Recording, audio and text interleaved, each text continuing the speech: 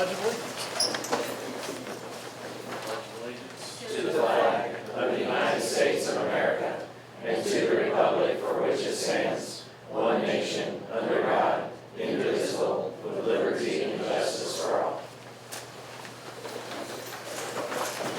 We need approval of the agenda. So moved. Second. All in favor? Aye.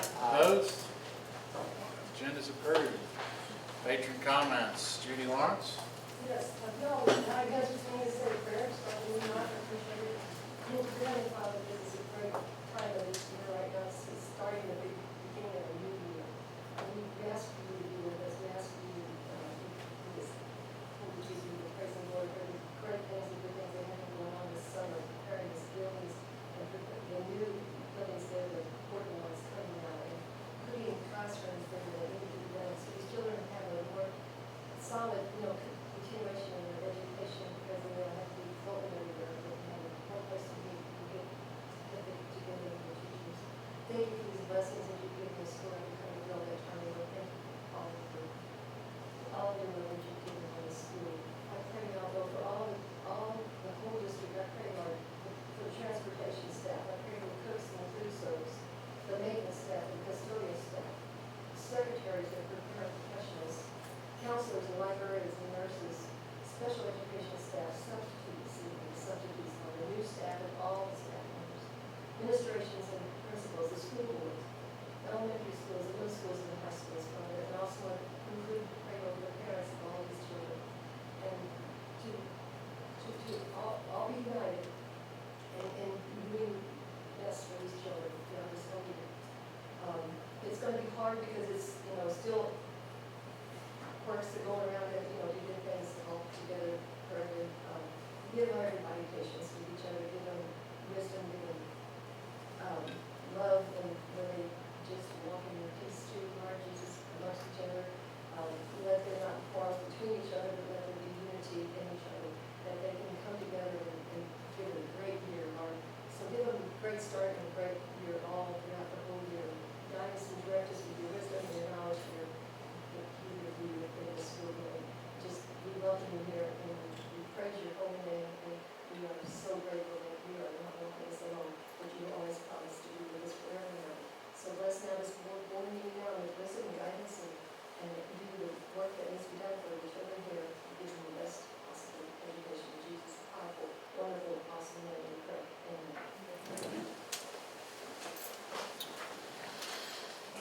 Approval of the consent agenda items. Make a motion to approve the consent agenda items as presented. All those in favor say aye. Aye. Opposed?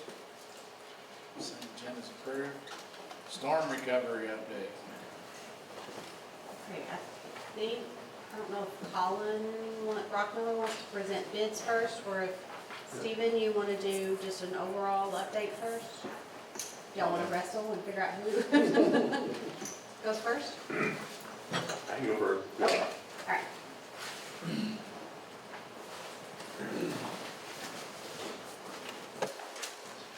We're going to go to the survey results as well. You open it first. I don't walk over there.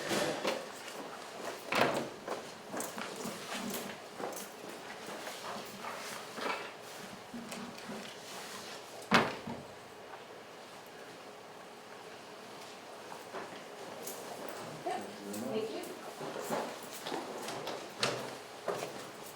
Thank you for having me meeting again tonight. So if I give you an update on some of the architectural side of things that we're still working on, and then as well, I'm going to go through some of the results from the community presentation we did with survey results as well.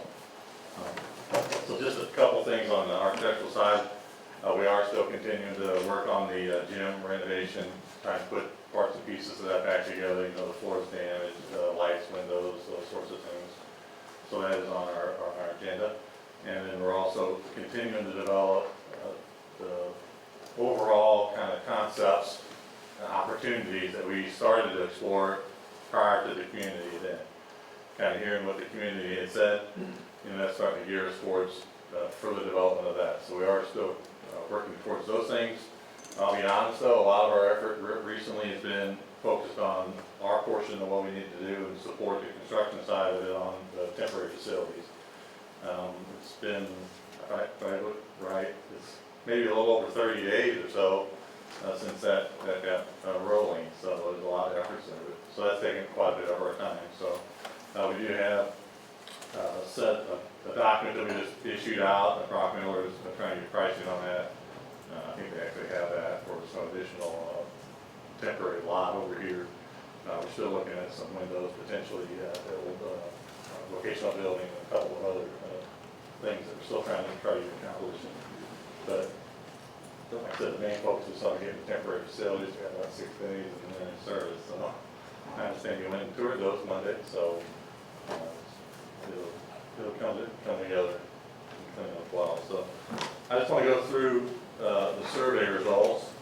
We tried to take these and get them summarized a bit.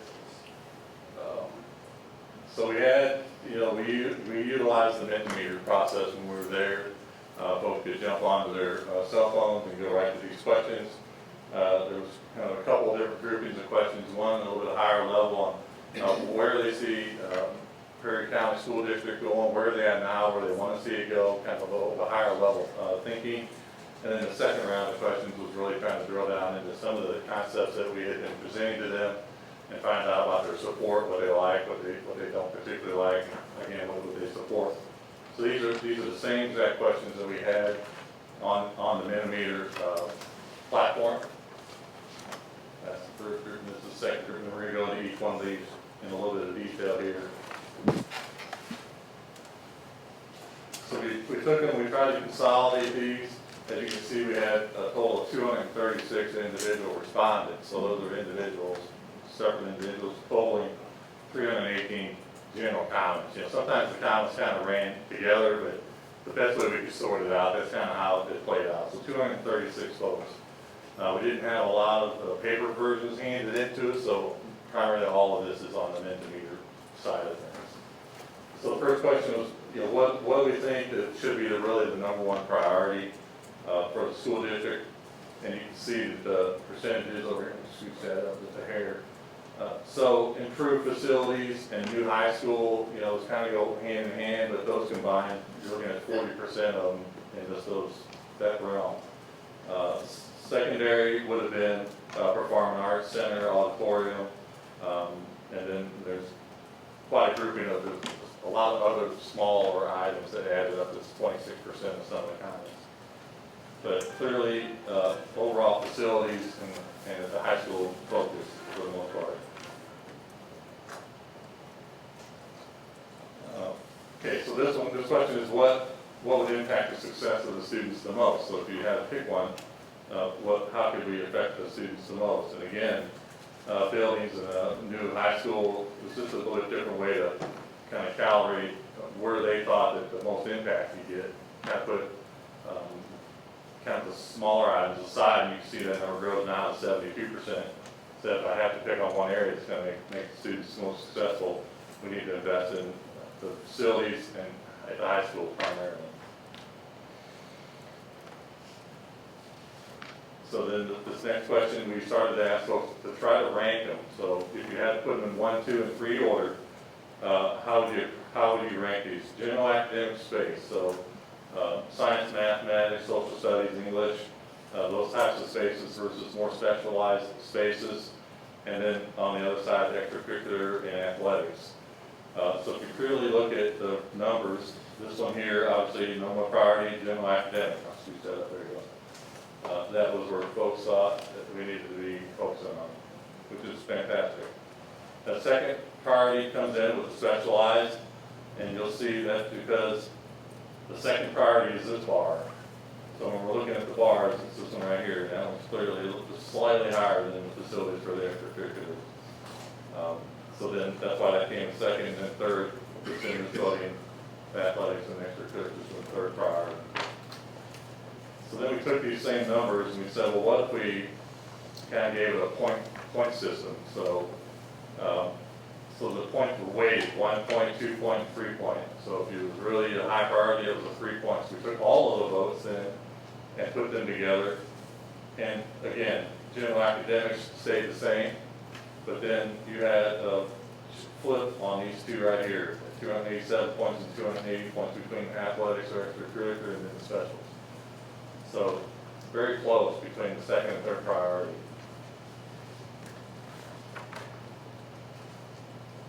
And again, another priority question was rank these in priority. So a performing arts facility, which would encompass your choir, band, theater, the arts, expanded gym, library/media, and then kitchen and cafeteria. We just wanted to test these 4 areas. We got 176 respondents, and again, just simply looking at which one's got the most votes, the new expanded gym here is topping out the bar there on that. So the new gym in second priority, performing arts, third media, library, and then the kitchen cafeteria situation.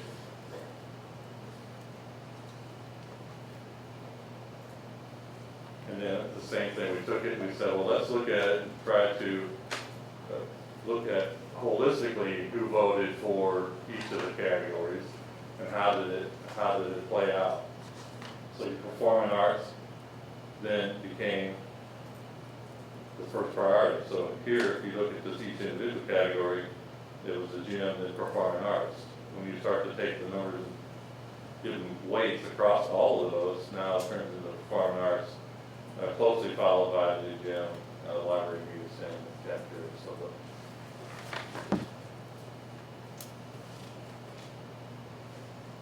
And then what's your goal? This was kind of an open-ended type of a question, what we asked for this, so some of the things are kind of not well organized into a pie, into an area. So but we did try to coalesce those answers into the pie shapes that you see here. So the highest one here is obviously a safe, inclusive, a campus that the community and the students and staff would all be proud of. So that led the pack at 28%. It clearly outranked the others. But I think ways to do that then would be, facility improvements, provide the best learning environment. It turns into maybe a new high school, 8% said that, and then the high performing school. So that starts to kind of lead us towards what are the things outside those core curriculum areas can we project to really drive it to a high performing school. So those are what we had there.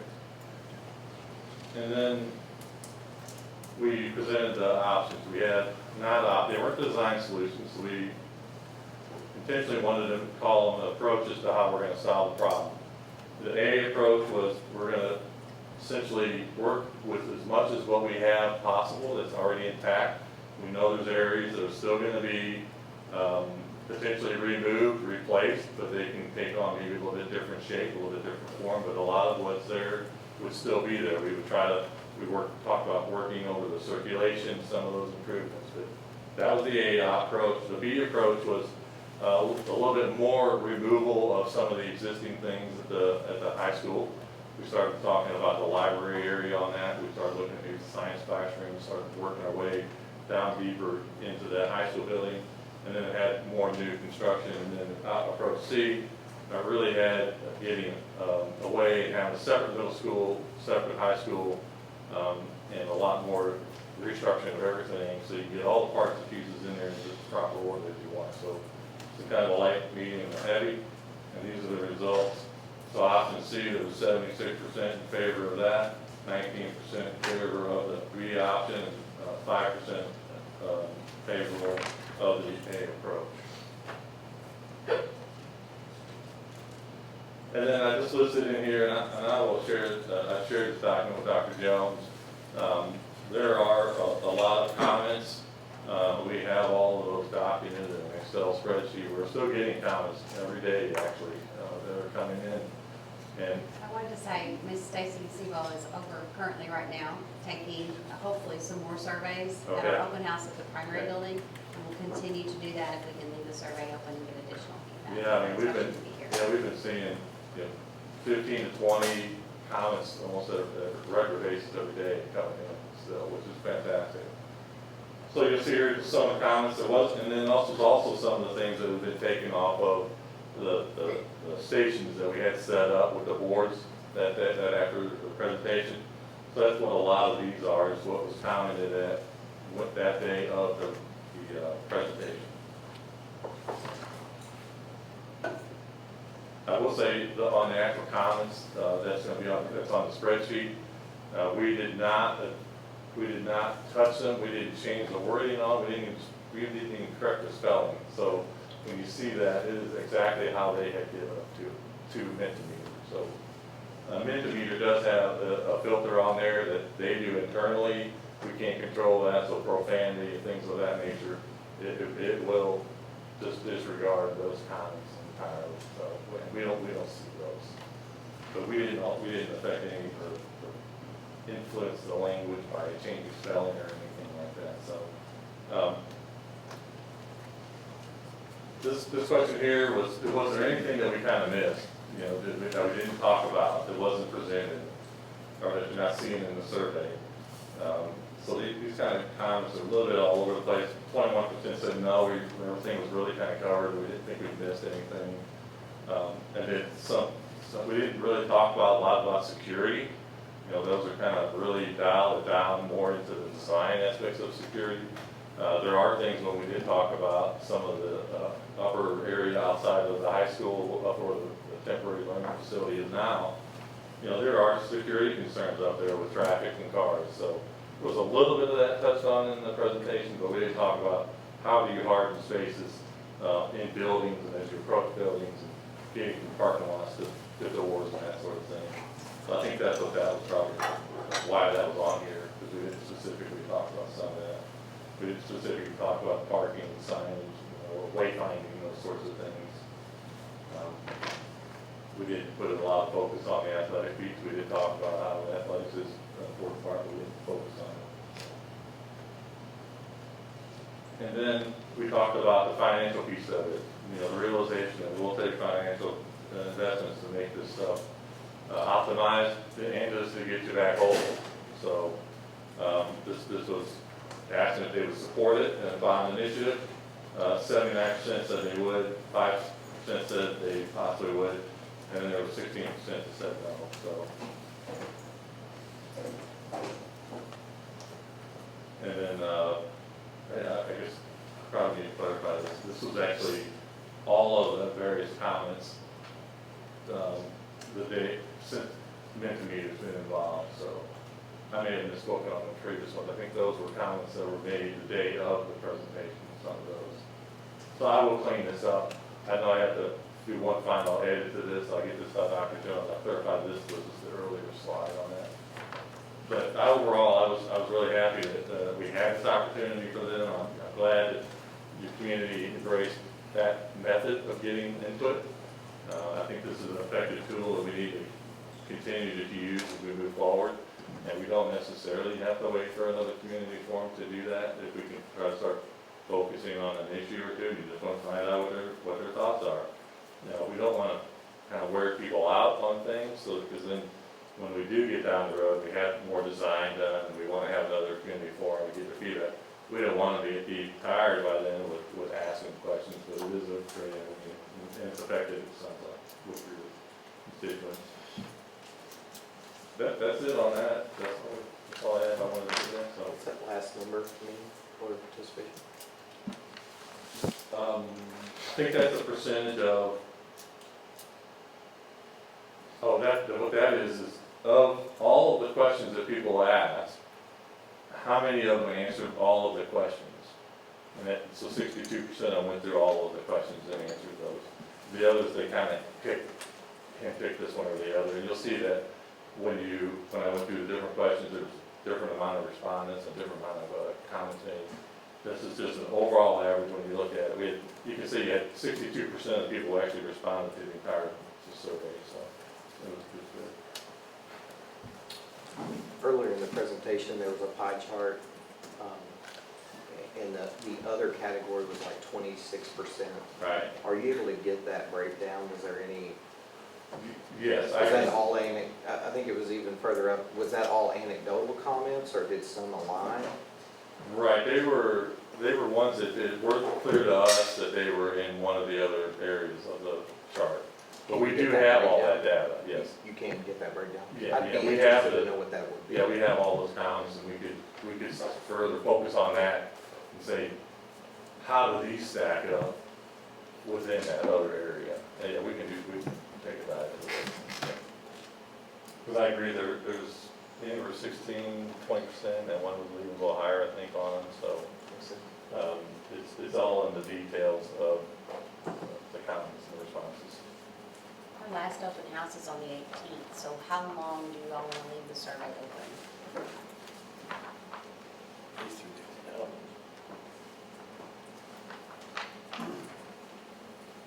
I think just a couple days past open house is more than enough, just in case somebody hears about it and missed it.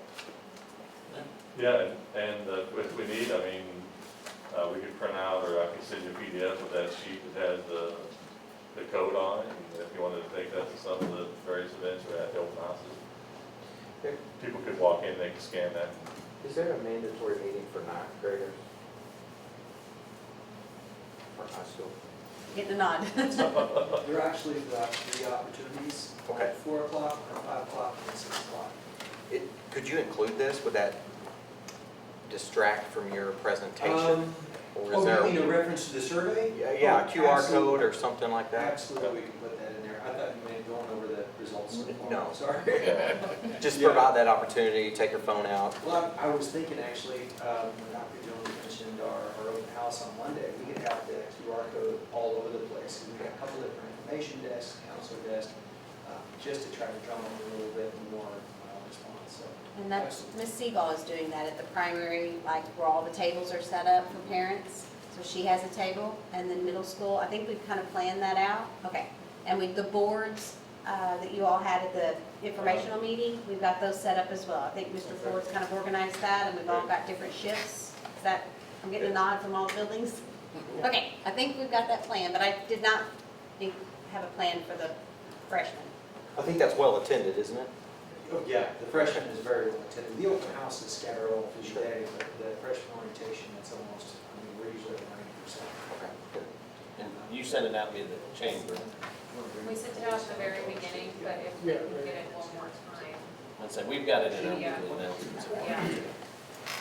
Mr. Ford, could you send me that PDF?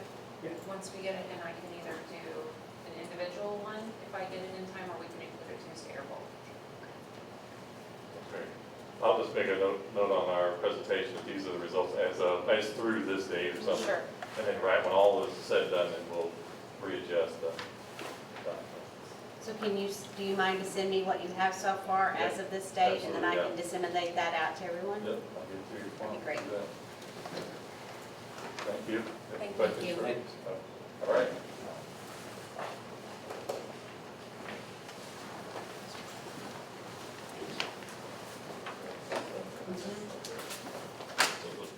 Go ahead. I'm gonna walk over and get back. I hate that this screen drops for moving like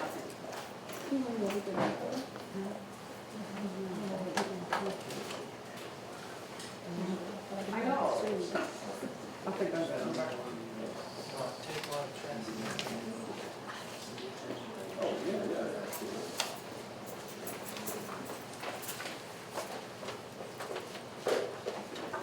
Hello, Colin here with Brock Miller. Thank you for having me. I'd like to give you an update on several items. Feel free to stop me if you have questions.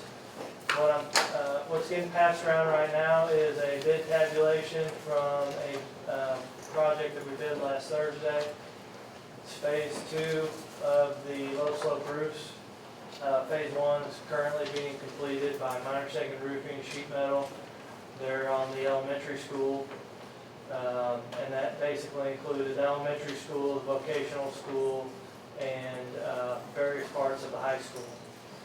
This particular project is most of your gym roofs. It's the middle school gym, the primary school gym, and the elementary school gym. We had good participation on this one. If you'll remember the last bid, we had one bidder, which, if you'll remember, I told you it didn't really surprise me because of what we were asking. And the market was really busy with and saturated with schoolwork. So we didn't get we had a lot of interest, but nobody followed through with bidding it.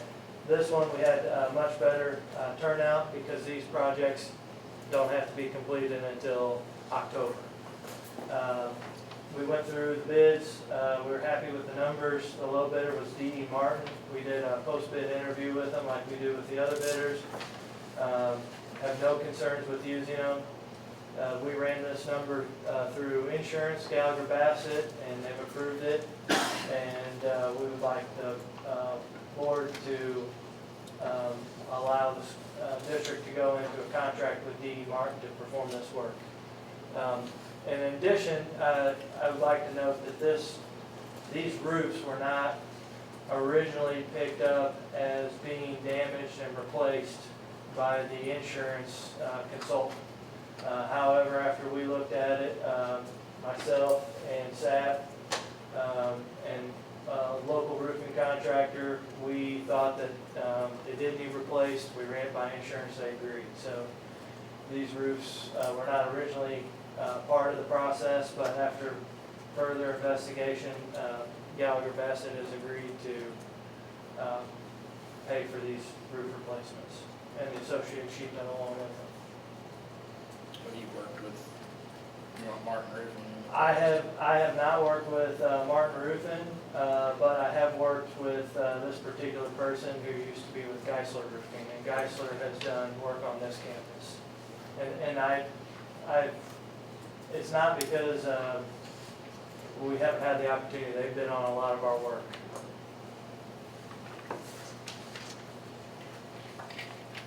Where's Martin now?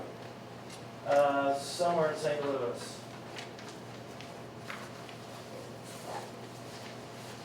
Are these mostly membrane? They are all membrane roofs. Yes. Same product that Minor Savings installed. I'm sure this question's been answered before, but if you'd indulge me.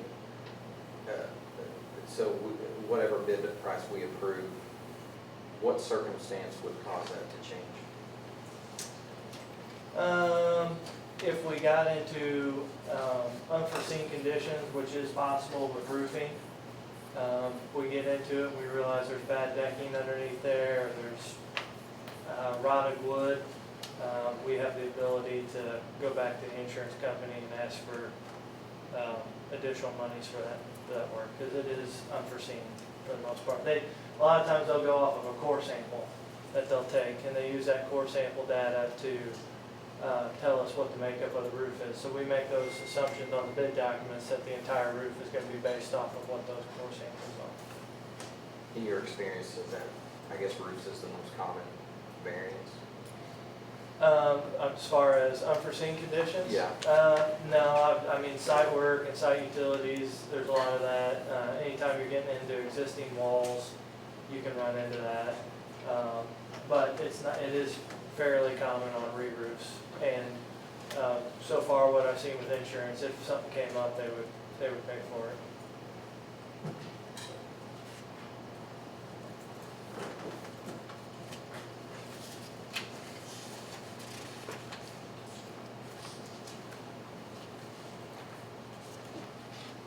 We're approving this as a whole package, not individual. Correct. You would be approving D.E. Martin Roofing for $507,592.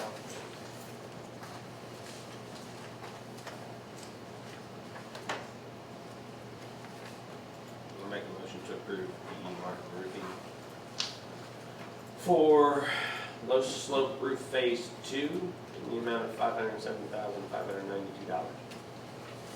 Second. All those in favor? Aye. Opposed?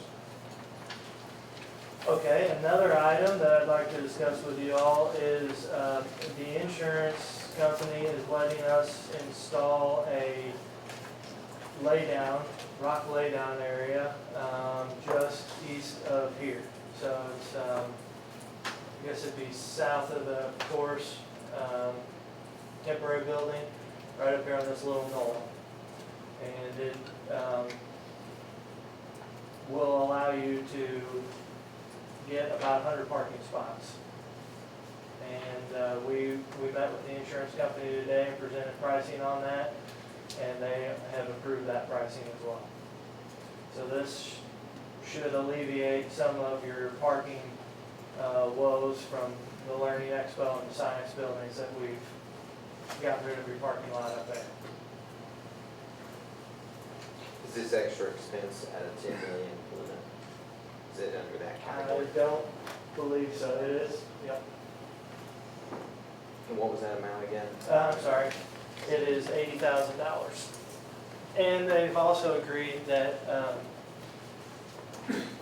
it's got 6 inches of rock on it. They've also agreed that in the winter, when more than likely that rock is going to be lost because of freeze thaw, that we could put on an additional 3 inches of rock for $17,000. But they asked us not to do that until it's necessary. We also had 2 other proposals that we got for the same work, and it was upwards of $140,000.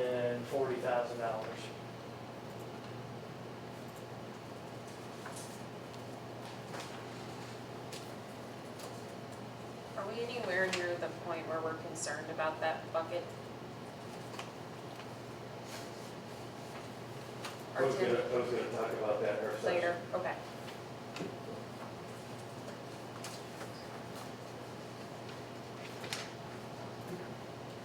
So the insurance approved this 80,000, correct? Correct.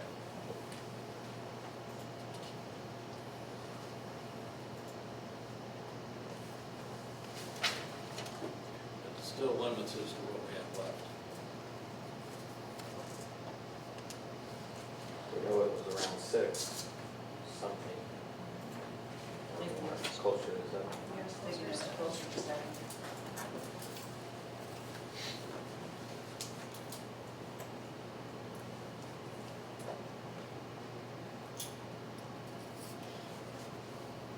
Do we have to answer that right away? You want to find next We do. week? So I wanna know about the bucket. No, that's fine. I'll stick around. And if you guys, after you talk to John, I can come back up. You guys can make a decision after that or table it. We've got the contractor potentially lined up to do it if you do approve it. And it's probably not going to get done before school starts anyway. But it'll be a couple days after is what we're hoping for, so.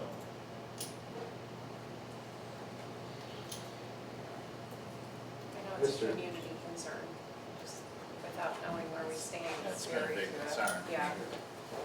Mr. President, can we just tell the public that we're talking about a legal matter in regards to insurance, and that's why it's in a different session? Yeah, we're gonna meet with the adjuster after a while to talk about some insurance settlements, and until it's final, we don't want incorrect numbers being published, basically.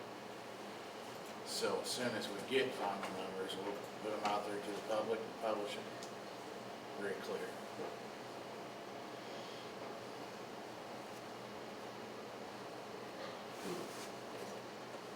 I mean, we need the parking space. I think everyone's concern is, are we getting to the max level of that emergency money on the insurance? Keep looking at And what John. else is coming down the pipe that we know about?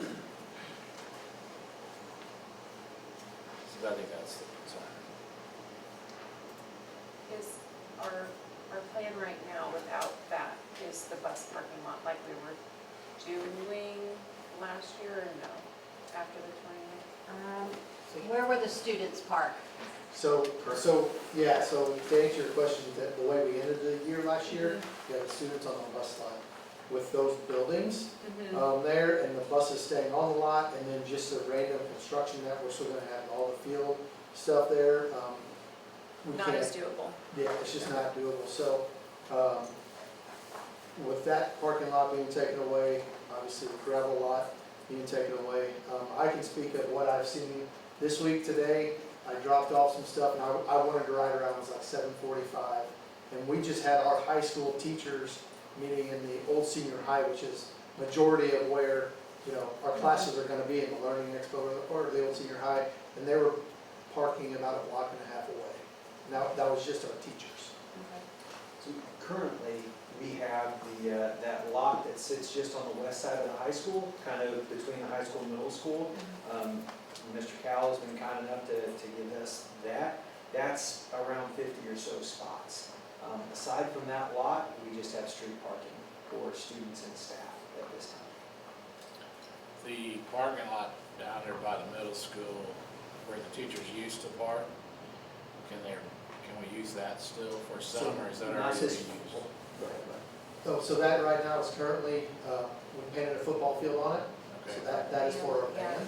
okay, First hour, because they need a place to March. perform. Because that used to be the bus lot, and they can't do that anymore. So we're asking that nobody parks on that lot until at least second hour or so, because they're going to use that first hour every single day. Mr. President, for worst case scenario, a shortfall under extra expense, we could appeal for FEMA to cover 75% of that? Is that right? I'm getting yes nods. Okay. So worst case scenario, we're 25% of that number that.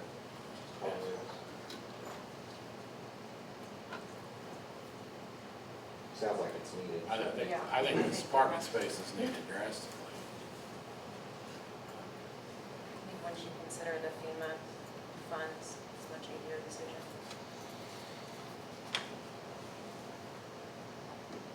I'll make a motion to move forward with the gravel parking lot. How do we need to order that?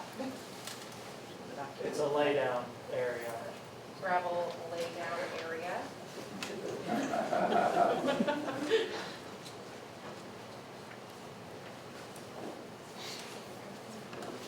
Yeah.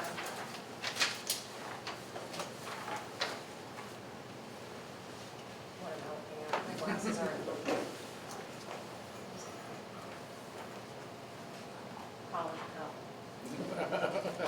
It will be a gravel laydown area in the amount of $79,856.50. There we go. What he's, What he said, that's my motion. There you go. Got it? Yep. I can second that. All those in favor? All those opposed? And lastly, I'd like to just give a brief update on all the things that have been going around on campus. I think progress has been very favorable, all things considered. As I mentioned, Minor Sagan is on the elementary school roof. They've got a few more days there, and they're going to the vocational building. And then shortly after they finish that, they'll be over at the high school, which is going to be an unoccupied space. The shingle roof work is complete, the soffit and fascia work is complete, the gutters will be finished this week. The window work at the Old Senior High is complete. We've completed some interior damages at the Old Senior High with some ceilings, lights, and flooring. We've got a little bit of flooring left to do, that'll be done this week. The HVAC at the elementary school is complete. As far as contract work goes, we found some additional issues with that system once we got into it, and the insurance has approved those costs, replacing the cafeteria rooftop unit, which will not be intrusive to school activities. They've also approved fixing some units at the middle school that we found were damaged, and those parts are on order. We've completed HVAC work at the primary school as well. The football field, the main football field is complete. They started on the second field yesterday, but with the rains that we got, it's too muddy. It's too muddy today. They're going to try again tomorrow. The mold remediation in the high school is almost complete. Once they complete next week, we'll be bringing in a duct cleaning company to clean and encapsulate the ductwork in the high school. Once that is complete, the insurance consultant, which is Apex, will come down and review the work that we've done to make sure that it is satisfactory and safe, and they'll give us a new report on that. We've also asked them to look at a couple of other areas that we found in the vocational area that we've already remediated. And the metal wall panels for the middle school are still on order. We should have those in the next 3 to 4 weeks.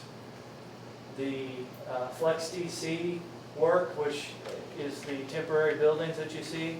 The lower three buildings, which is the fitness, band, and chorus rooms, are, I'm gonna say 99% complete. The transformer set, they have power, they're working on the HVAC. We've got some doors to finish and some trim to finish, but the walls are up, the doors are set, the carpet is in. As of tomorrow, we're gonna help facilitate moving furniture from the high school to these buildings. We've got some precast blocks that we need to set in place for safety. And then moving up the hill to the parking lot across from the old senior high, the Science Expo, or the Science and the Learning Expo have come a long way this week. We've got, the contractor has all the material. They've enlisted 3 other companies to help them get that material installed. And they're working a lot of hours to get it done. So I'm told that as of, by the end of the day, Sunday, it'll be ready. So we've got, they're finishing up the walls, the electric, the bathrooms are set. For the most part, they're plumbed to pumping tanks and grinder pumps. And those structures also have power from Citizens Electric. They've set the transformer and it's energized. They're also working on the concrete aprons around the building to help with water runoff and as well as ADA access. We've got a lot of the platforms that are built. And I'm trying to think, fire alarm testing passed at these lower 3 buildings today. We're working on getting some room signage. We've got the fire extinguishers on order, so I feel really confident that by the end of this week, definitely before school, that these buildings will be ready to occupy. And we'll have the city signed off on everything, so you'll get an occupancy permit, temporary occupancy permit, and you'll be able to utilize those spaces.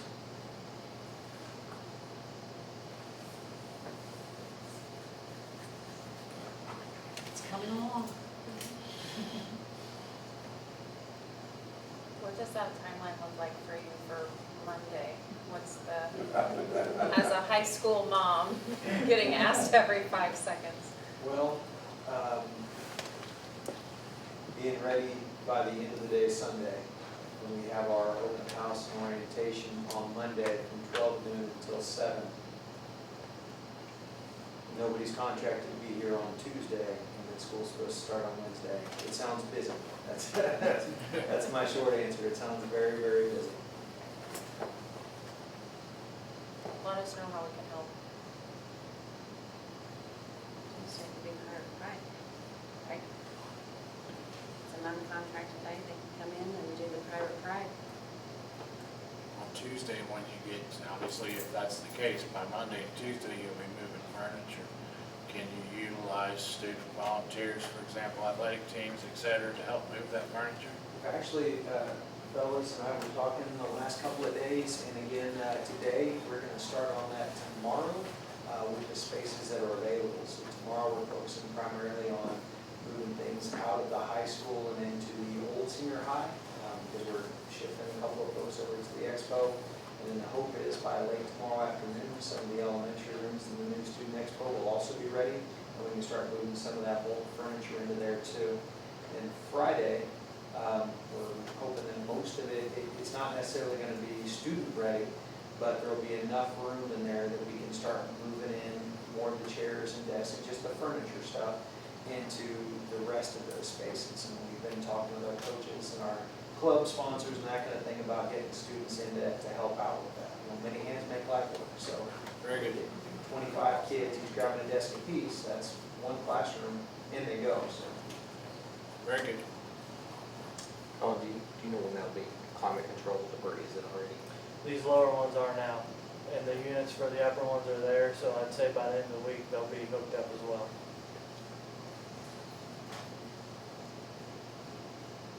So the larger spaces controlled as is each room.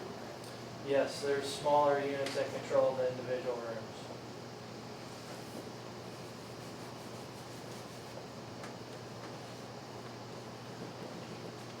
Separate meters to collect our usage? I believe there is, one in each building, yes.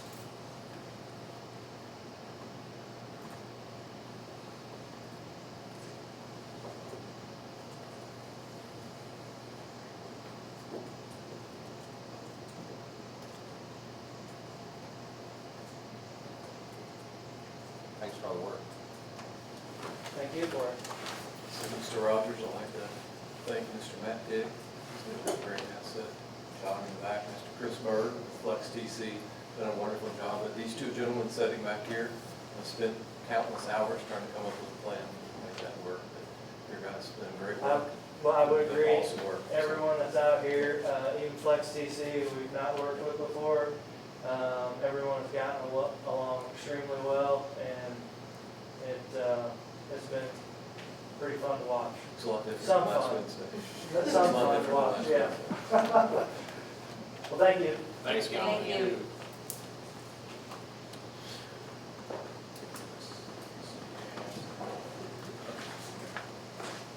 All right, I think we could get a storm recovery update from our FEMA representatives.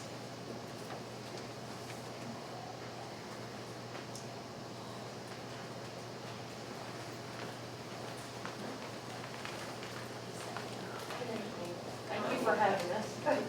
Appreciate it. A lot of work going on around here. Sheriff's football field looks great, by the way. It's really good. So appreciate the opportunity to visit with you all, give you a quick update on some of the progress we're making on the FEMA front. It's a lot of activity, but there's going to be more to come. And I'm going to have Candy kind of give an overview of the work that's gone on the last, since the last time we visited about a month ago. So it's hard to believe that I think it's only been, I think we started moving the temporary facilities in on the 15th of this last month. And having been through this process, I don't think it gives you guys any peace of mind, but this is the way it always comes down to the wire on situations like this.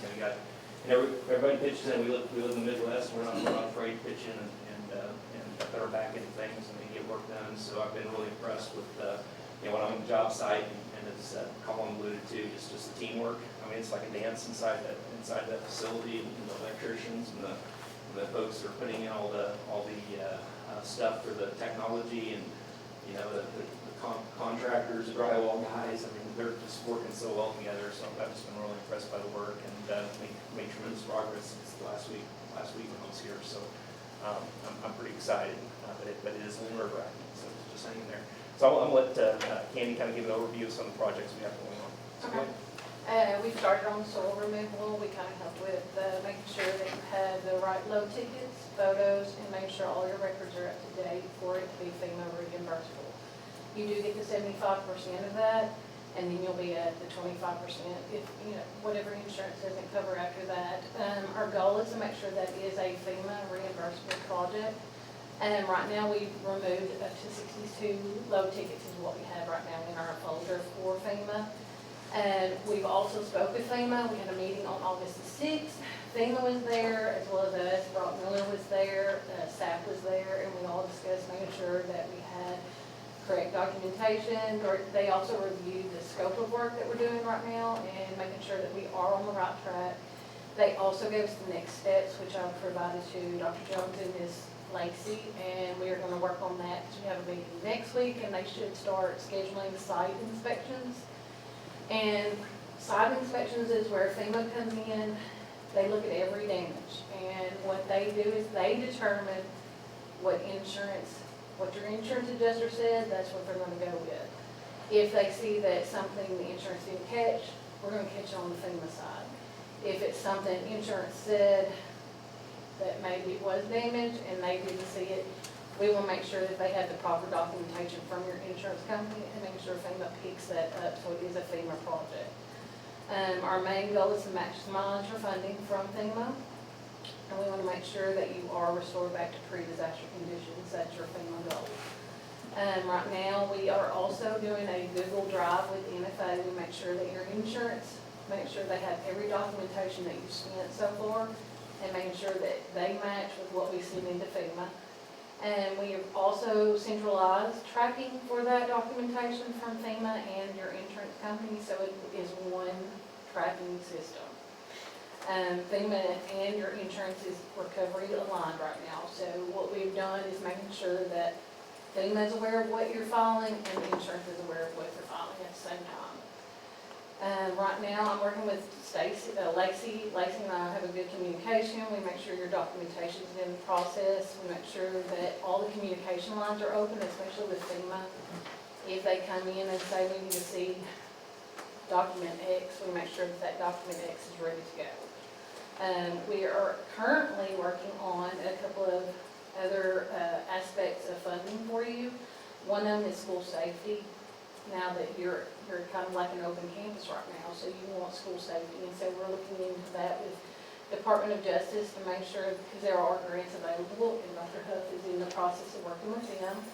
We also have another grant, it's called Long-Term Recovery, and what that does is making sure your students, your teachers, administration, they're recovering along with the recovery itself. And so that allows the students and the teachers and the administration to get, whether it's, therapy or, they want to discuss what's going on because they had a hard time dealing with their school being gone, so. I can speak to both of those really Yeah, quick, Department of Candy. Yeah, so Education. the DOJ grant, Department of Justice grant, one of the things that, try to make lemonade out of the lemon you guys have been handed. One opportunity you have with some of the federal grants now is because you've been through a disaster, presidentially declared disaster, there's a box you can check on those grants that indicate that, and it automatically moves you guys to the top of the competitive pile for grant funding.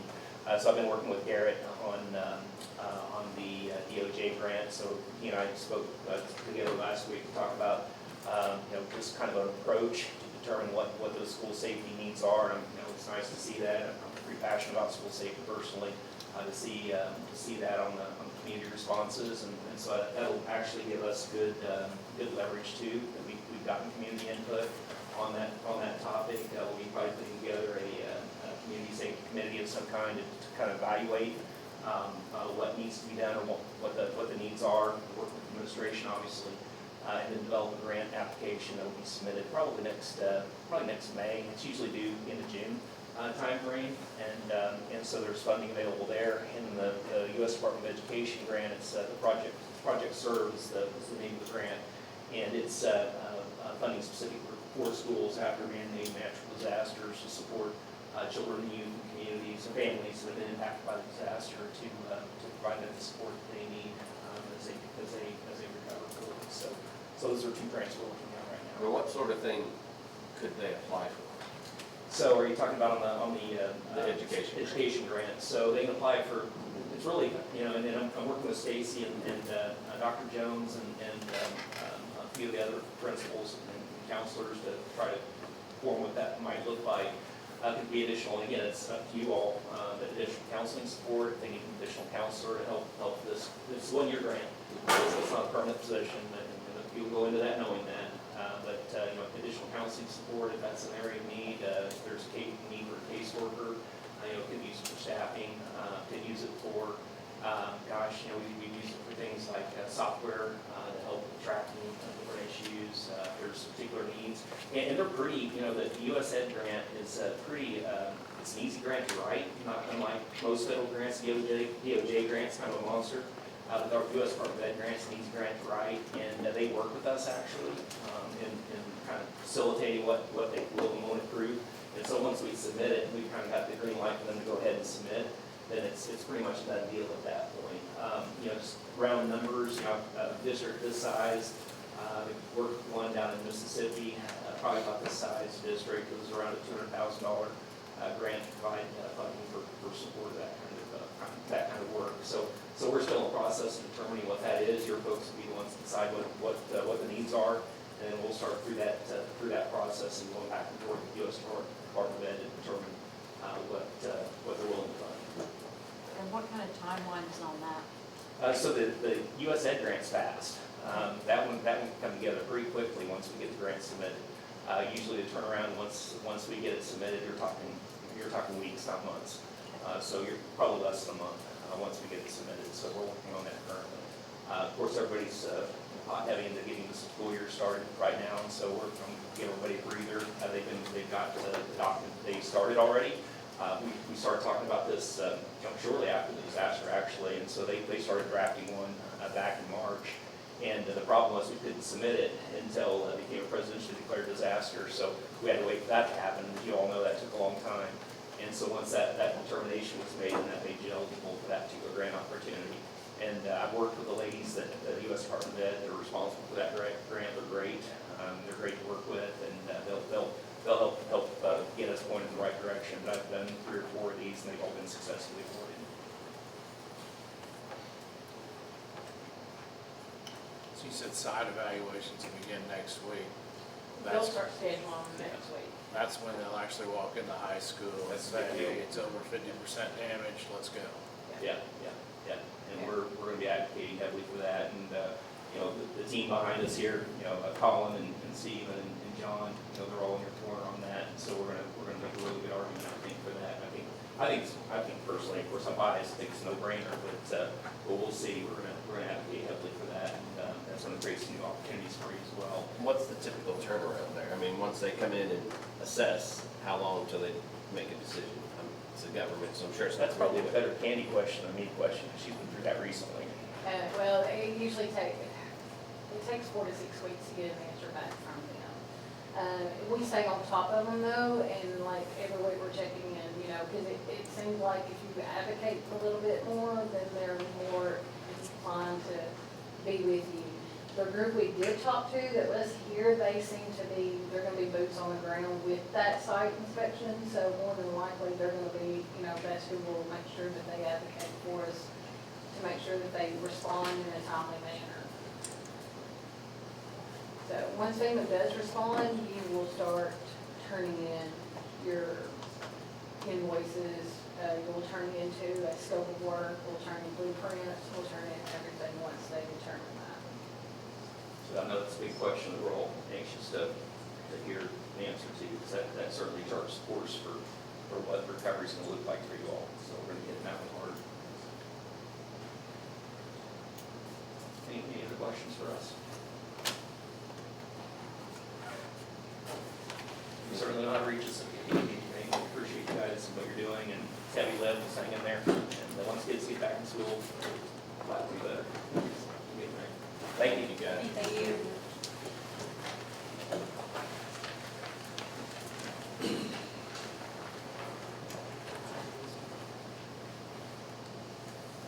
All right, that's it on the storm recovery, so the program evaluations. We have 3 more program evaluations that we have shared with the board. Is that working okay for you all, just to get those at a time? You get to read through them. Please call us with any feedback, any questions that you have. We'll just keep plugging along. I have some feedback on one. Would it be better to email that or what? Great. Okay. Because each program eval is done by a different staff member. Okay. So if you'll give us some feedback, or if you have any questions, then we will share that with the person that puts together that program eval. Does statute require us to approve these each yearly? Or I don't believe it's by statute. It used to be part of your MSEP evaluation score. The MSEP changed when we rolled over to the new MSEP. But we would guess that at some point they're going to pick them back up. So we're going to just keep trucking along. thank you.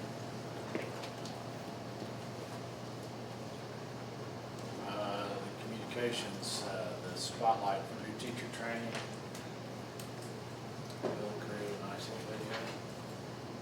Can you get this with sound? Is there anything we need to do? No, it should be fine. I tested it earlier. Thank you.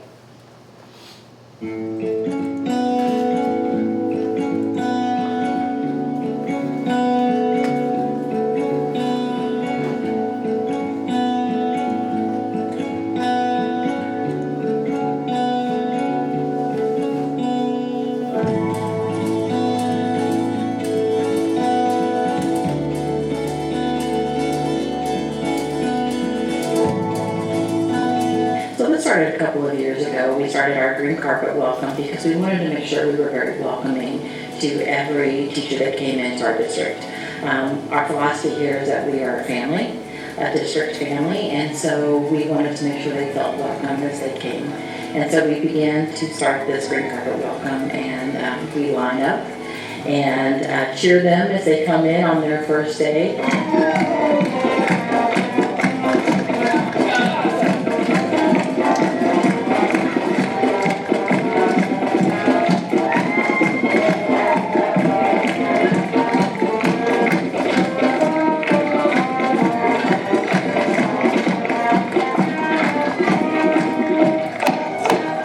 They do a really good job trying to make everyone feel like a family, because that's what you're going to be as a family. Because no matter where you go to work environment, because outside of school, you're not going to feel that probably, but in the school, you really have to have that cohesiveness, that coming together and being able to rely on others.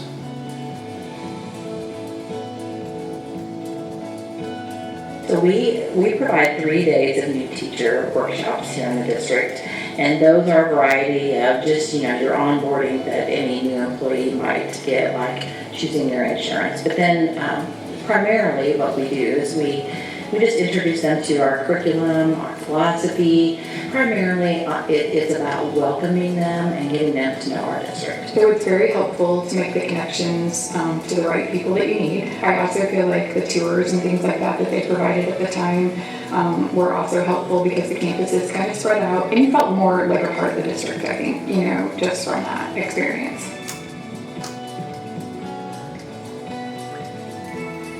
Here at District 32, for as long as I've been here, we have provided mentors for 2 years. They start out with their first year and there's a little bit more intensive support. Being connected to a veteran teacher is so important because there's so many questions that you have as a new teacher that they're not in textbooks.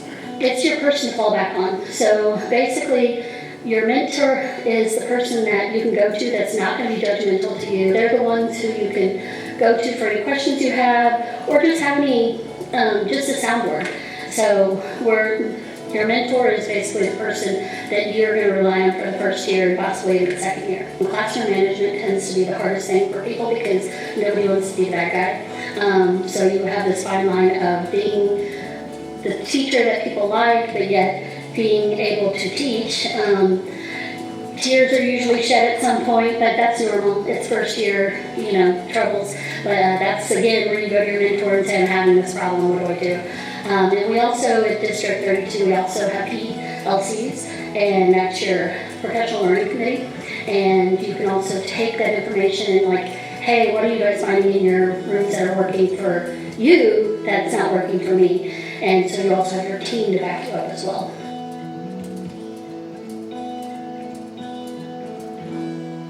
We actually do a couple of book studies. The first one, they've already started. It's called The First Days of School, and it's all about setting procedures and routines and how they're going to welcome their students on the first couple of days. We'll also do another book study this year, and there's a couple of choices that we have, some on classroom management, some on just how to be an excellent teacher. Working in 3 other districts before coming to this district has the most professional development. I feel like it's very organized. I feel like the sessions that are available to us are very helpful. It's a very welcoming district. I've been in other districts. I don't feel like you have the level of professionalism, and I don't feel like you have the level of just support in other districts that you do here.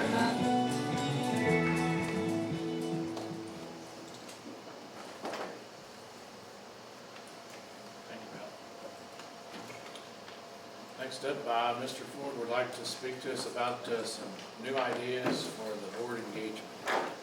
Yeah, so thank you all for your time tonight. Dr. Jones had invited me to come speak with you all about the board, kind of just bringing up the board meet and greet events that we've been doing over the past year or so. My understanding is that the turnout for those has I don't know how many data to back it up, but anecdotally it sounds like there's been little to no attendance at any of the meet and greet events that we've had.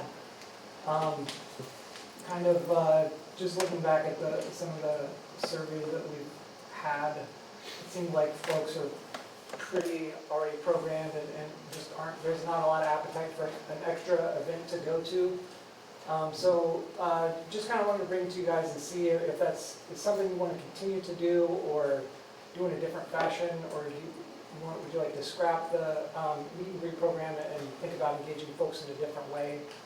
And just, a suggestion possibly, and, open for feedback on it would be to maybe more so meet people where they are and go to, and try to figure out a way to maybe have a table or some kind of an activity or way to engage with folks at some of the events that we have that we know people are already going to be at. A good example is having board members out at the open house events that we're doing now, talking about the survey, promoting the survey, and just trying to engage folks and pick their brain about their ideas that they have for the high school.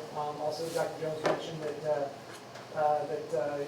there's been you've been serving folks at the football games, and that I know she said that Ms. Belker had gotten a lot out of that and thought that was beneficial. So looking for opportunities like that. And maybe just looking at the calendar for the year, at some of the most populated events we have in each building, and going out of our way to maybe set aside time to go to some of those events. And I know a lot of you guys are probably already attending those events, maybe as a parent or just in another capacity anyway. But maybe going a little bit earlier, staying a little bit late to just be able to engage folks. And again, this is just an open discussion on, just to get feedback from what you guys on what you think you'd like to do, and I'm happy to be, help assist that and promote that in whatever way I can. I think it's very important for us to be engaged and take those opportunities, but we've seen in the last year that we spent an hour every time before our board meetings, and nobody has come to, either they're happy with us or they just don't want to, come visit with us. But I want to continue it in some way, fashion, or form, because I think it's very important. I mean, we've got to work together or we're never going to get anywhere. But what that looks like, I don't know. Well, I agree, but what we're doing is not working because nobody's showing up, so we're gonna have to get creative and, figure out ways, like Mr. Ford said, meet people elsewhere, maybe meet them where they're already at, 'cause they're not coming out an hour before the board meetings.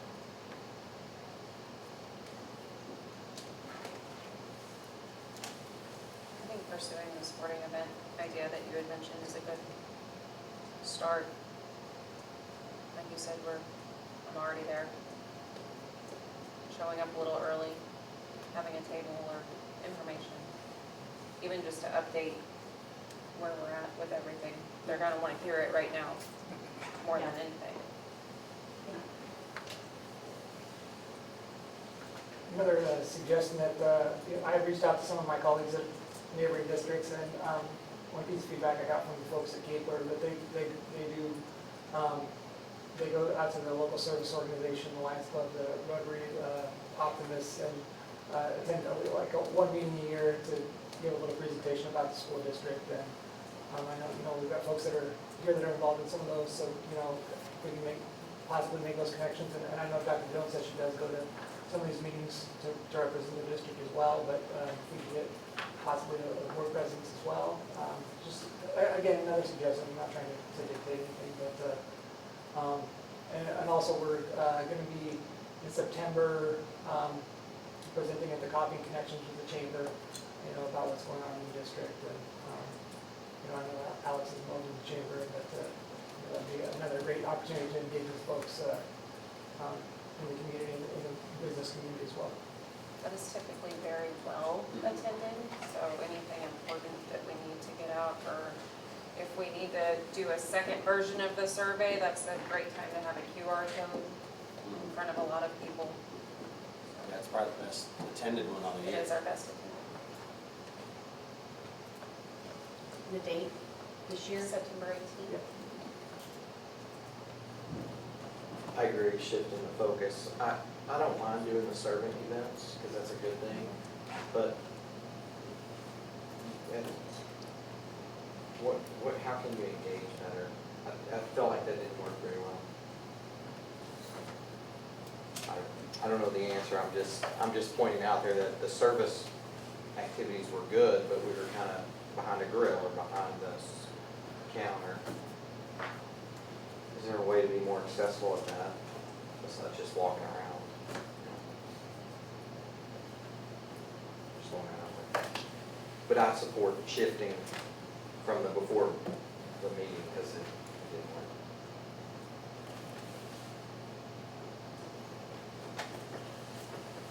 And I would be willing if you put together times of those civic organizations would want us there, I'd be willing to do that as well. Now, maybe if we had a list of what meetings are coming up for next month, and we could kind of pick what we could, Yeah. what we could go to. Example would be maybe one of the fun nights in elementary. I don't know, there's just things that you know are really well attended in your buildings, and share those with us, and we can get that to the board. I'm happy to to reach out to folks and kind of collect that and put that. Yeah, I think anytime there's key dates like that, put them out, we'll just try to get there, or at least as a few every time, it can be in our newsletter.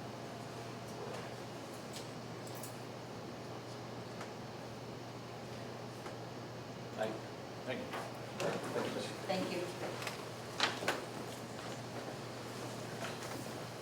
On to action items, I'm going to schedule a roll call vote to schedule a closed session to discuss student personnel matters as permitted by revised Missouri statute 610.21, section 1, 2, 3, 6, 13, and 14 at the conclusion of open session. Second. Nancy? Aye. Alex? Kevin? Aye. Linda? Aye. Melissa? Aye. Jamie? Aye.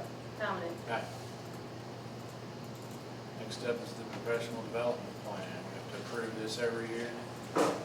Yes.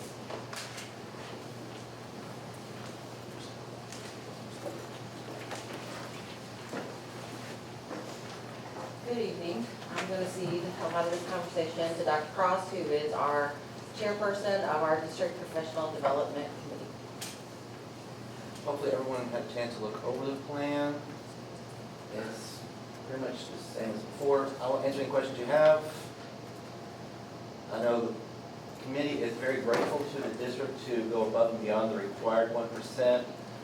It shows your support for our teachers because at times some teachers are specialized areas and they need to go outside the district to get that professional development they need. And you're allowing us those funds makes that available to those teachers. And I will say one more thing, sorry, while you're looking. Mr. Ford's video at the very end, that professional development part, it was kind of heart-touching for myself. I don't know if Mr. Schaefer or Mr. Dreyer saw that. Those were the last photos from the high school. Because that last day, we were all together in the high school for our collaborative PE part, and that was the last day we were in that building, as a whole district family. It was kind of touching. So that was the Friday That was before the Friday tornado hit before that night? that evening, yes.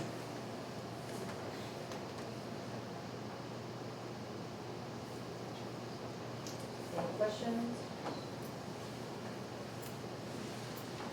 Seems very well rounded. Well, the feedback in the video was good too, doing something right. Make a motion to approve the professional development plan as presented for 25-26 school year. Second. All those in favor? Aye. All those opposed? Thank you, guys. Moving on to the assessment plan. Matt, you're here for this one too? This is also something that needs to be approved annually. And so there are a couple of updates in the plan compared to last year. We are doing our iReady benchmark at K-5 level instead of the NWEA. We'll continue with NWEA 6 through 12. And we are also going to continue to have assessment for our junior class, our 11th graders, with their choice of ACT, ACT Work Keys, or AccuPlacer. And they all take the ASVAB. So those are a couple of highlights. There's a lot in this plan. We do, Education Today has a lot of assessment as part of what it does. So we have everything from the map, EOC, our benchmarking that I just mentioned, that we do 3 times a year, to our special education assessments, our gifted assessments. We take measurements of our students' learning a lot. And this gives us the points on the annual report, right? For the ACT, the work keys, there's that college readiness score Yes. or test score. Sarah, when you had a big increase in ACT participation this year, right? Do you compile that? Do we kind of know a median? Do we know those scores? Or is that just to the student? That is to the student. We don't have like a database that we take as a full district. We can get a report for it, which I'd be happy to work with Ms. Leffler, pull that together. I'd love to see that. Is that for juniors and seniors, or? Last year, we included some seniors who were graduating, who still needed to take that assessment. And we had it in our budget to be able to provide that, which I did not mention. We provide one of those tests of their choice. We pay for that, for them to take that. So we did have some seniors last year, and I suspect that it's possible that we'll have some again this year, especially if you have transfers in. We did the ACT on campus last year, We right? did. I'm sure that helped us. We did, and the plan is to do that again, one time in the fall and one in the spring. I haven't had an opportunity to speak with Ms. Leffler. They've been very busy, but I know that she's been working on scheduling that. Do you know if She had several dates around. she was working on, yeah, So you offer each student one time? yes.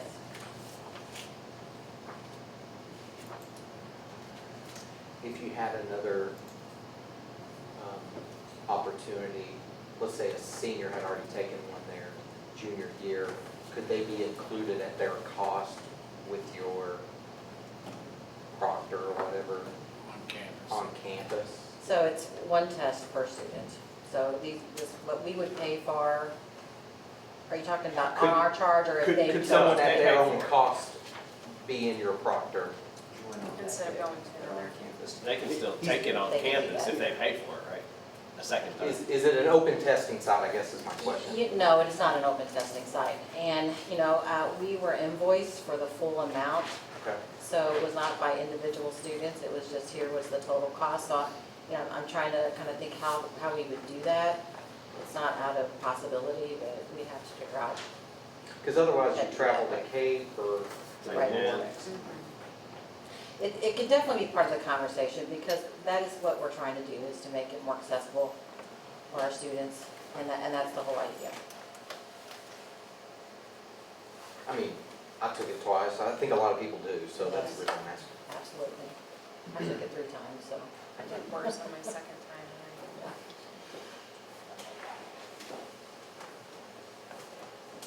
Any other questions? Make a motion to approve the assessment plan as presented for the 25-26 school year. Second. All those in favor? Aye. All those opposed? We have an assessment plan. And finally, this year, there was an addition with our alternate method of instruction plan. Previously, we just applied to be approved for it, and we had it in place if in the eventuality that we would ever need it. This year, it has to be presented to the school board and be approved before we can use it. So, if any year was an option to use it, I think last year would have been the opportunity. However, I always feel like it's better to have it in place, just in case we would want to use it. And so I wanted to bring a copy. This is not exactly how it was sent to DESE, because when you go in and you just submit answers, but this is the gist of the application that was sent in. As So a we're DESE requires us to submit it, right? They do. At Native Life Plan. one of the differences with this plan compared to how we did it before is that the K-5 students no longer have Chromebooks at home. And so that had to be adjusted so that if we would ever use it, they would have paper packets or something of that nature sent to them. So, I don't want to freak tech out right now and tell them, hey, we're going to be sending Chromebooks. So How would we distribute those paper packets? it would have to be prior to the winter season. We would just have to have those sent home. In the event that we would need them. But, you know, that's just not our plan because we know that it is not, it's not impactful instruction. It would be a way of gathering attendance, and that, to me, is not really what we're about.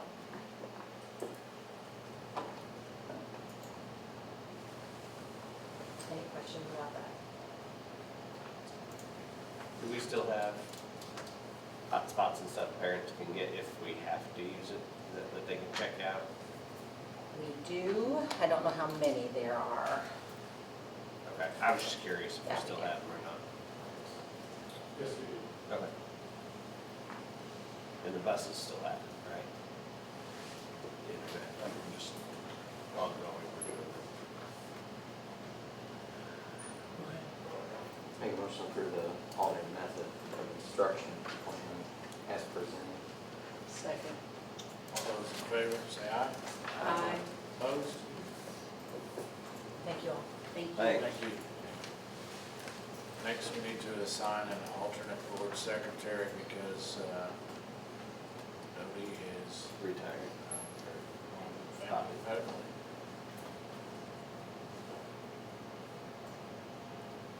Can we assign it to Lacey? That's consensus. It's all here. Lacey's not here, so she can't deny it. That sounds like a Lacey problem. You win. Lacey had, her little one had open house tonight.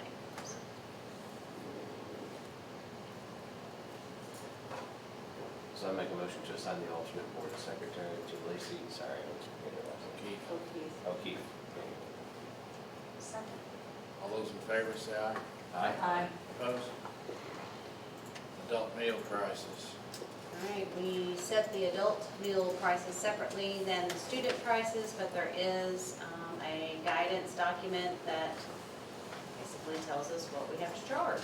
So we shared that with the board so you can see that calculation.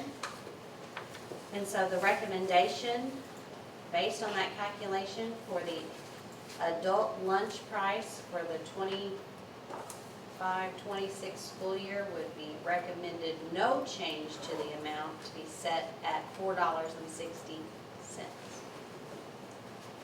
And then the recommended increase to adult breakfast price to $2.95. That's all we did.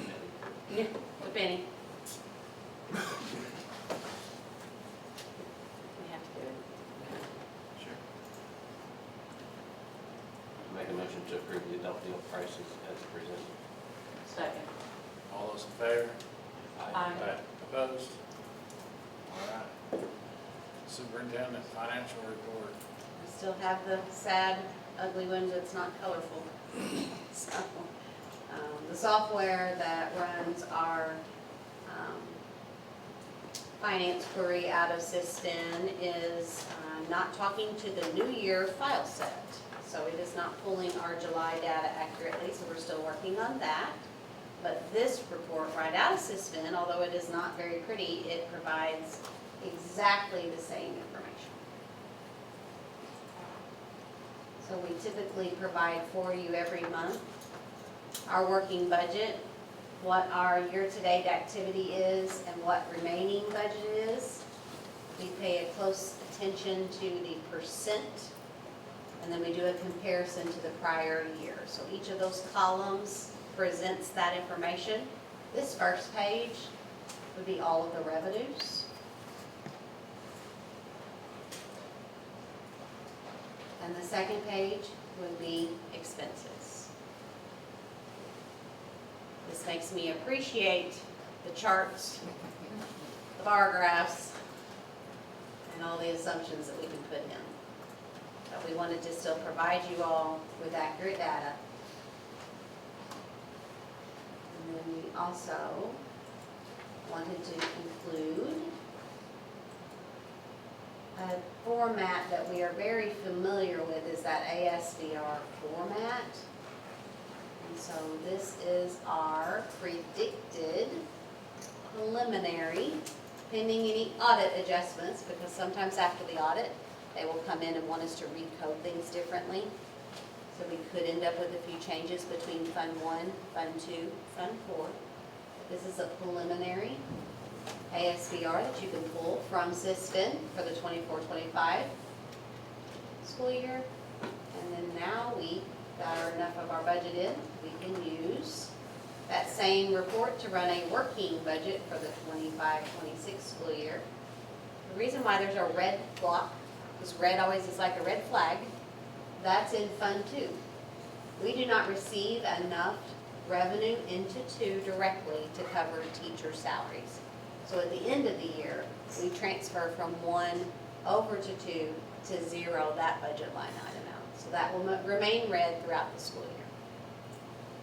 But that last column will give you some predictions on where we are to start and where we are to finish based on what we plugged into the budget. This does not include the potential increase for the local tax levy that you all voted on this evening. It also does not include some Title II funding. Those funds were previously withheld, so I put a 0 in the budget for those line items. We're starting to get more of that information out, and more funding is going to be available through Title II coming down. So I'll be coming to the board with amendments for those revenues soon. And I can keep running this report for you all to kind of track as we go So along. based on that, fund balance should tick up a little. Yes. Projected fund. Yes, the projected fund balance should tick up because you're missing $1 million there probably.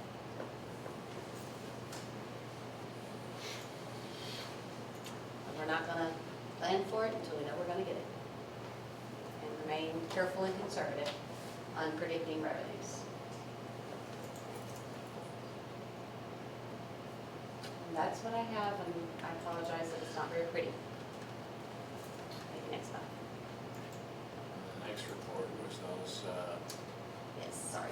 fees, just things that were paid out of tornado losses. Yes, so the board asked that we kind of track separately the expenditures that are being tagged with tornado loss. And so some of those are falling out of Fund 1 and some are being tagged under Fund 4. If they're $5,000 or more, then those will be in Fund 4. So we're going to provide that for the board every month so you kind of have a better idea of the things that we're having to replace and purchase because of this tornado damage. Are those in that expense report of on A? Yes, they They would are. be within the, tied up in those codes. But we'll, like when a building needs to purchase something that is for tornado, the buildings all have certain codes, and that's all they have access to. So they're gonna submit a purchase order to Lacey with that code on it. And then once I approve that it is an expense that we can, that's tied to that tornado, she's gonna go back and change the codes and clean it up. Will insurance proceeds hit that A report though? The expense revenue report, will the No, insurance because proceeds? those They're insurance separate. proceeds are gonna stay in that general ledger side. So we'll be able to kind of keep you all trucking along on the buckets with that. But Lacey was very wise in thinking very, very early on, like literally immediately after the tornado, to kind of create this separation. It takes a lot of work on her part to catch them and pull them out, but it made it easier on all of the buildings to not have to add a whole bunch of extra codes that they would use one time and never again.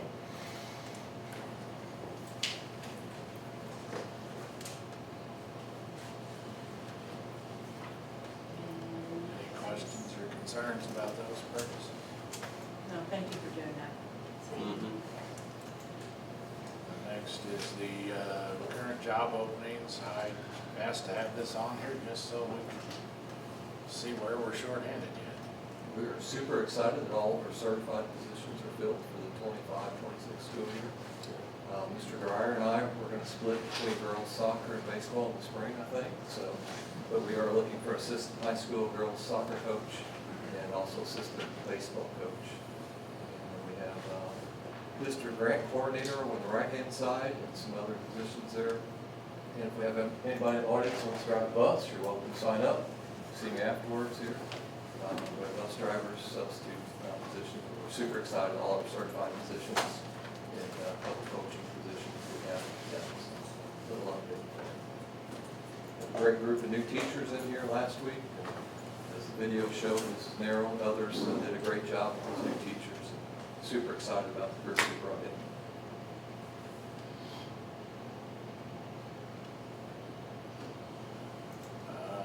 Next is the board newsletter. Been getting this every week. It's wonderful.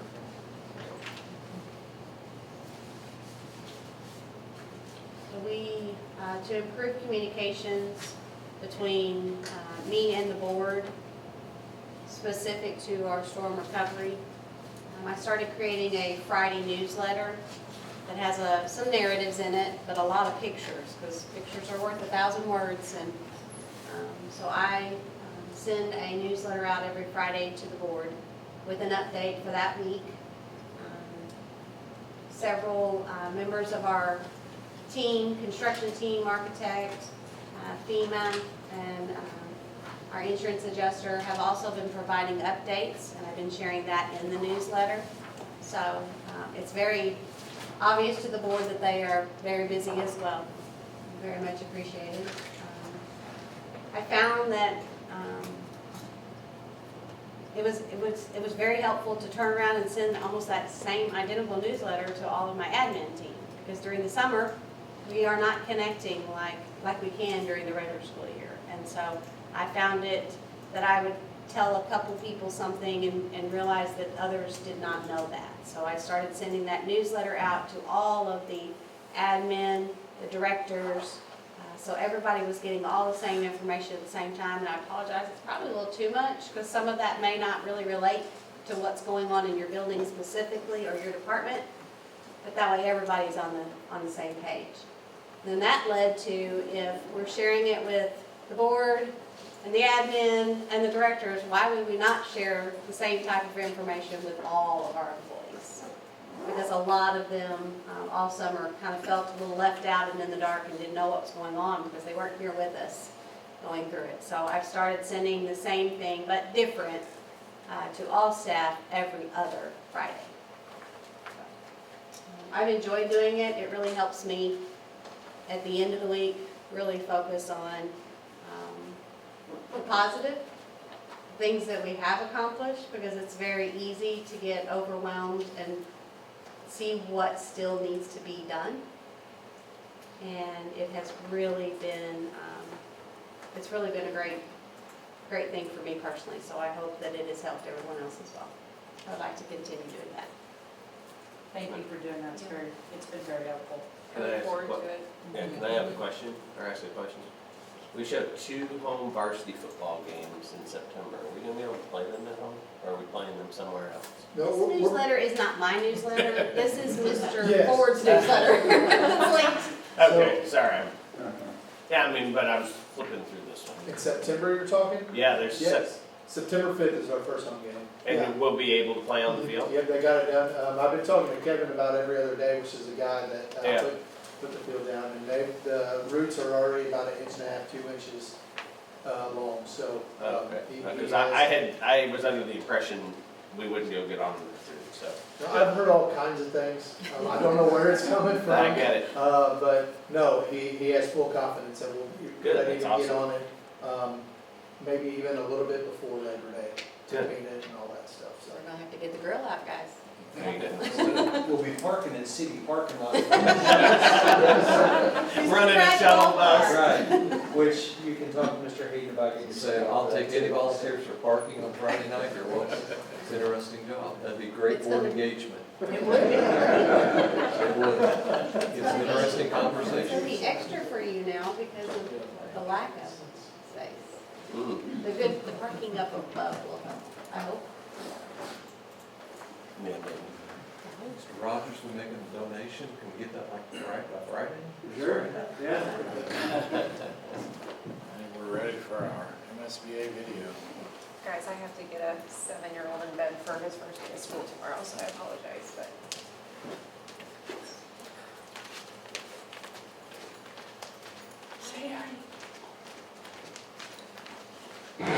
Welcome to the August edition of the Missouri School Boards Association's Board Report. We begin with a look at how the signing of Senate Bill 68 into law will affect Missouri school districts. The legislation, which takes effect on August 28th, marks a major milestone in Missouri's commitment to school safety. CES's Chief Operating Officer, John McDonald, says that while meeting the requirements of this law may take some work, CES is here to help every step of the way. We at CES had the opportunity to collaborate on what became Senate Bill 68. And we're incredibly grateful for that opportunity. Our voice was heard, we appreciate that. The voice of school safety professionals across the state was heard. We're pretty excited about where it's going, but we know there's going to be a ton of work ahead for us at the Center for Education Safety, including all of the training that now has to be done. You know, there's a misconception out there that this bill would cost school districts a lot of money. It does not. It takes some time. It'll take some effort, but the effort is worth it, and the time is well spent. Many districts have already contacted CES asking about what they should purchase to meet the new requirements. John has some simple advice. What I'm sharing with everybody here is don't buy a thing. You're getting a lot of calls from vendors right now who are telling you that you need to buy their product to be in compliance with Senate Bill 68, and it's just not true. Most of Senate Bill 68 has very little cost to school districts. The cost is in the effort. The cost is in the time to get your team ready to go to be more prepared. It is not a huge monetary cost, and those monetary costs that are in the bill don't come online for a couple of years. So throughout Senate Bill 68, we tried to find ways to enhance foundational aspects of school safety that don't cost a lot of money. In addition to doubling the number of school safety academies to meet demand, the CES team will be delivering new updates and key training in new ways as well. We are launching a webinar series, Lunch and Learns. We'll get into specifics about a certain aspect of the bill that's critical for schools to know. It's not just school safety people that should be listening or watching us.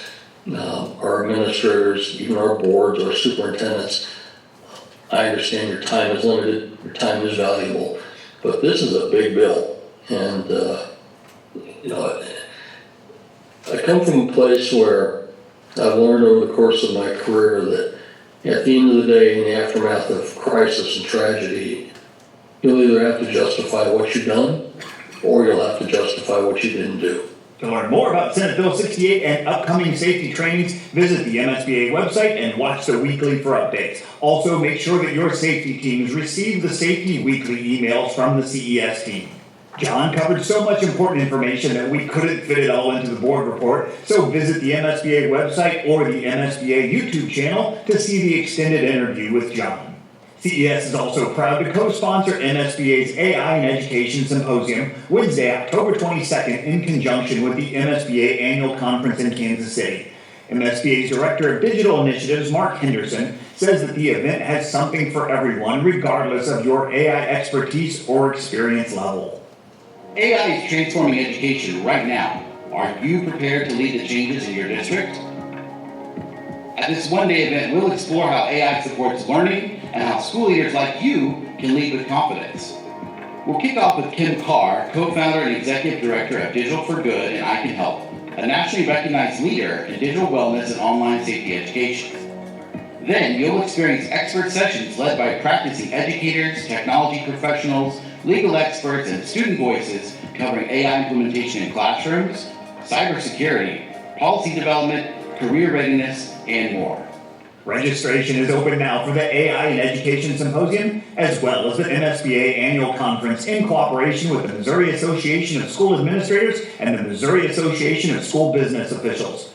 The conference will be held on October 23rd through the 25th in Kansas City. The event will once again feature numerous breakout sessions and workshops, many presented by school leaders from districts throughout the state, the Education Expo, and another great lineup of general session speakers. And it's not too late to register for MSBA's fall regional meetings this September. The topic is Phones and Funds, tackling today's tough school policy and finance issues. Held across all 17 regions, these meetings provide a great opportunity to connect with fellow school leaders, receive important updates, and participate in regional discussions that impact your local district. Visit the MSBA website to register for your region's meeting. That's it for this month. Thanks for allowing us to have some time at your board meeting, and we'll see you in September for the next MSBA Board Report.